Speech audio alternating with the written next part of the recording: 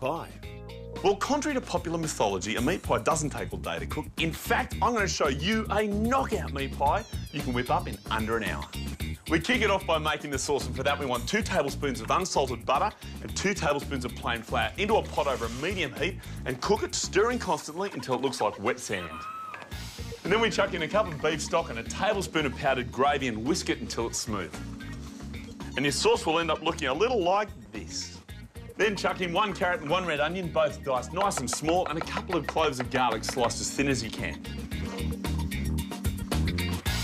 But enough about these veggies. We're making a meat pie, and for the meat, I've got a great little secret. I do 2 things. Firstly, I'll take some roast beef from the deli, sliced nice and thin, and I'll cut it into strips, about 350 grams worth. This will give me the steak effect. But for that lovely mincy bit that we all love, I use some beef sausages, take them out of the skin, and guess what? You get a slow-cooked meat effect without all that slow cooking.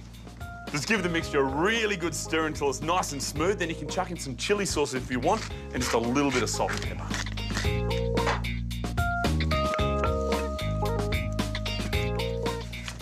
I use 2 kinds of pastry to make my pie, short crust for the base and puff for the top. Now, I love the short crust for the base because it's a bit more waterproof, so it holds its own against the filling. Just cut it into some strips. You'll need about 3 of them, just a little bit wider than your pie tin is tall. And then from the other sheet, cut out a disc. You match them together and you've got yourself a base. Then just use a sharp knife to trim the pastry flat across the top. And once you've finished with the base, you can just whack in the filling. Make sure it's nice and cool though, so it doesn't melt the pastry. And for the top, just cut a disc out of the puff pastry.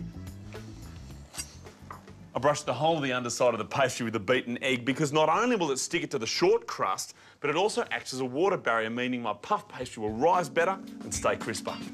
Then all you do is invert it onto the top of the pie, press the 2 pastries together, then just brush the top with a little bit of beaten egg, sprinkle with some sesame seeds, then cut a small hole to allow the steam to escape.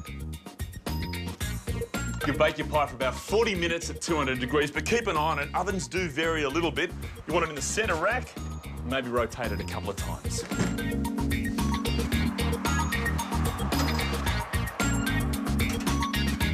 Now that's what I call a meat pie.